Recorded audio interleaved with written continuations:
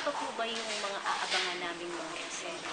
Nagkaroon na po ng confrontation, tapos kagabi, napanood na yung Kamatay ni Wyatt. Magkakaroon lang naman ng parang conflict sa hospital, and then sa burial, sa wake. Yun hanggang week 8 pa lang ako yung ibang weeks hindi ko pa alam. Basta yung sa ending ng week 8, si Cindy, may mangyayari kay Cindy. Alam po namin, sanay po kayo sa mga ganitong eksena, talagang iyakan. Hindi rin. Hindi talaga, hindi. Hindi talaga. Yung mga iba kasi, parang alam mo yun, hindi straight na ilang linggo na eksena halos bigla. Yung ibang ginagawa ko, meron siyang parang kumbaga sa flow, sa chart, yung ganyan, ganyan. Meron iba, diba? Hindi yung all the way na dito, iiyak, yung after another days, ulit, hindi yung dire-diretso all the way. Siguro kasi, since it's only for 3 months, yun, kaya siguro talagang siksik na siksik nung tuloy ang nangyari, puro highlights. Pero hindi naman kayo nagsisisi na tinanggap niyo po itong project na ito? Hindi naman, okay naman. Kasi I hope na yung ending nito, yung sa mga, lalo na sa yung mga writers will be able to really give an intelligent script na kapupulutan ng aral na magkakaroon ng wisdom sa mga pangyayari. Magbibigay ng wisdom sa mga tao doon sa nangyari sa pamilya ko.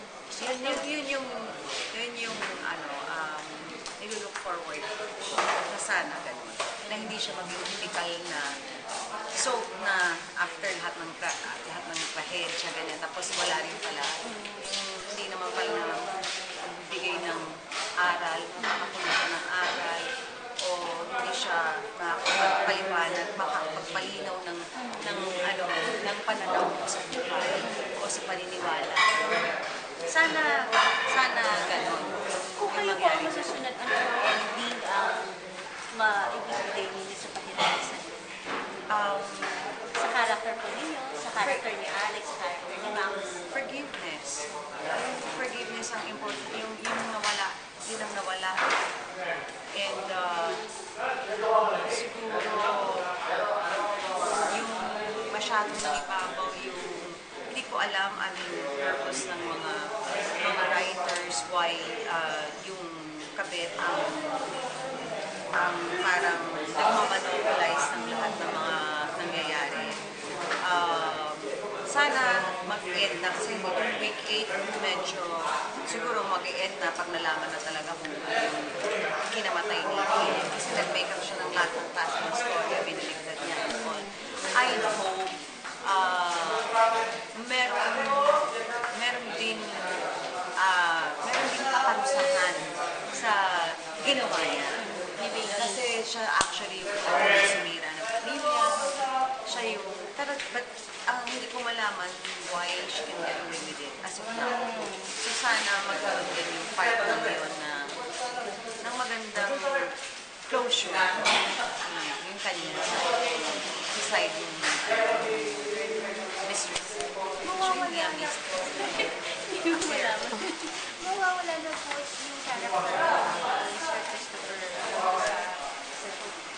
Malaki po ba sa dynamics ng well, kasi for me, mahirap kasi meron na kami, matagal na kami magkasama ni Wyatt. How many films na yung nagawa namin? So, we've been friends for so long already. So, iba na rin yung rapport at saka yung give and take namin sa bawat scenes. Hindi na namin kailangan magsalita or pag-usapan ng isang eksena. Pero nararamdaman na namin yung isa't isa. Automatic na. So that's what you call siguro yung chemistry nyo and yung good relationship nyo as actors. Yun yung, which is, I think, sa sa old school, yung ganun siguro talaga, like Same Thing with Mark, yung ganun. Um, yun, yun yung miss ko, yung part na yun. Kaya lang, malapit na rin naman kami matapos, so okay na. Makapakapa na rin yung pinagsamahan.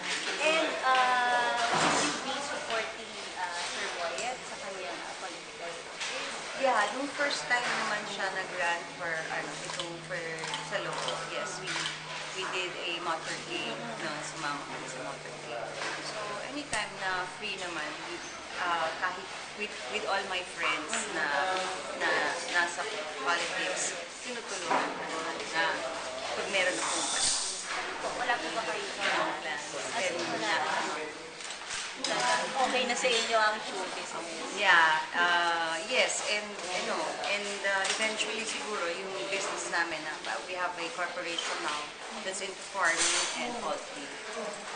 So, ano pa rin po kayo doon? As in hands-on pa rin po kayo I'm sa not farm niyo? really ako hands-on. Yung partners namin, working sa management and all. I go to the farm pag weekends before, pagka wala akong work. But now, since mula nung umpisa to, wala ako. Nakakapunta ako isang araw siguro sa kapatid. So, medyo Ang question kulang. ko na... Panahon ko talaga. Opo. Ang question ko na marami, nasusundan po ba ang pahiram ng sandali? I have, my contract with GMA7 is, 90 working days for a year. So that's 180 working days sa 2 years. Unless gusto nilang malibre.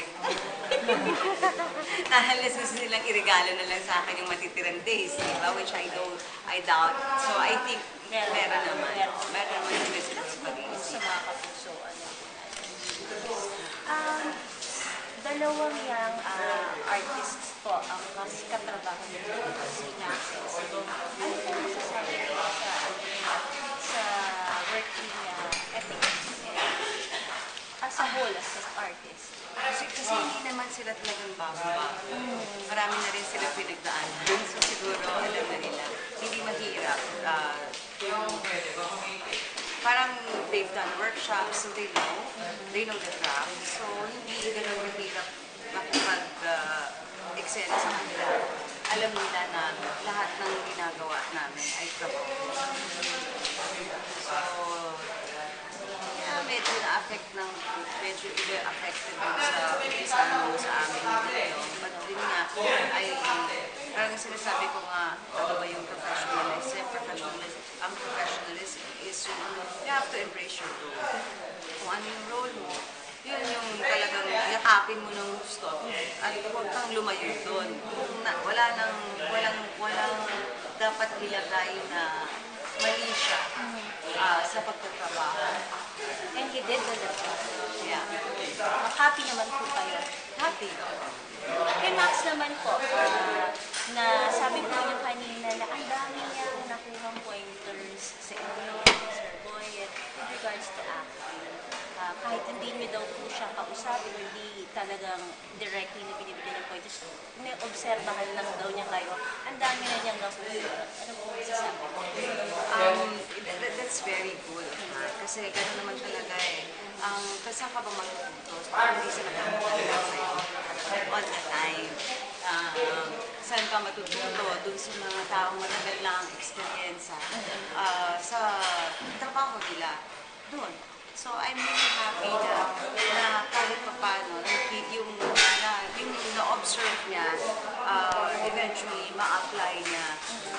And it's really something na you don't really have to tell her kung ano yun, di ba? Nakikita na niya on her own.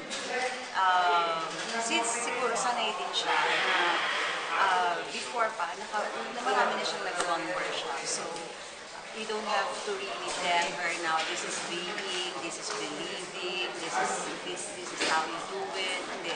Kasi nadaanan na niya eh. So yung by observing now, yung application is easier. After po nitong Pahila, ma'am, would you like to do another drama? O gusto niyo mag-talk show Like na naman. ulit? Wala akong choice. Kasi, not unless if they give me a, siguro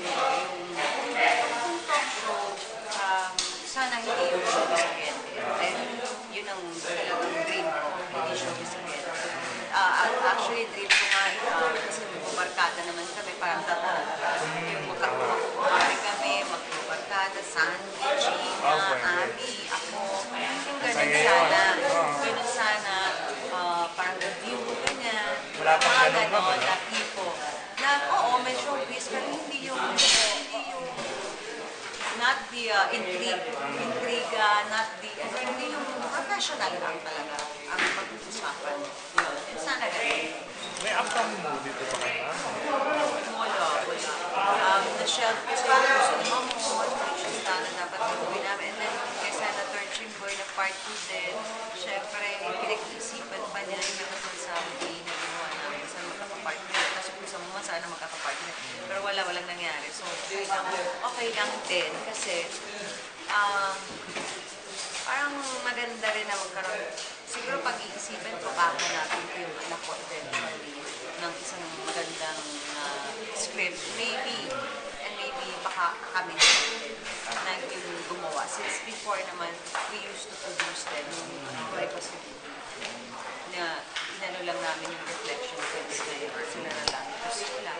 Pero pwede po talaga. Pwede din naman.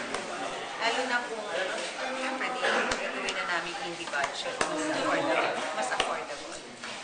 Kanina mo medyo mabigat yung eksena, parang hindi ba bumabalik-balik naman yung mga times na ikaw lang nandun sa mismong sitwasyon, yung sa may bedroom. Yun na talaga, minsan nga, there was a time pagdating ko sa bahay talagang sobrang plastado ko, but every taping day naman, plastado talaga. Tinatanong ako na, Mama, do you still get stimulus from your life, personal life, or something? Sabi ko, not anymore, wala na, hindi ko na yung input doon, nung na mismo. Sa story. Sa story, sa eksena, sa role mo. Alright. Wala nang paghuhugutan. Kasi pag ginamit ko yun, ginagamit ko lang yun kung talagang ang script yung parang minsan kasi may mga writers na dito, yung ulo ang buhay. Saan ang galing ito? Kasi may ganun sila porke drama nila. Saan ang galing? Saan ang mabuti nito? Kaya na lang umiyak. Ano yun? Diba? Kaya lang, nandun ko sa script. Wala ka lang magagawa. So minsan, before that, dahil wala akong paghuhugutan na, wala out of nowhere, bigla ka na lang, yun naman yung kumaintindihan. Minsan din, bigla na lang, ginawa ka? Ano yun? So, yun. Minsan, you get from, mostly, prayer yung kinakapitan. Pag nag-pray lang ako, maiiyak na ako. Dahil, bakit ganito, Lord? Yun nga, situation, yung pa rin ang sitwasyon, ganun pa rin. Iimbitahan ko po kayo na panoorin ang mga hanggang March 15 na lang po kami, kaya sana po subaybayan niyo pa. Patuloy niyo subaybayan ang Pahiram ng Sandali. At maraming salamat po sa sandali na ibinigay niyo sa panonood sa amin.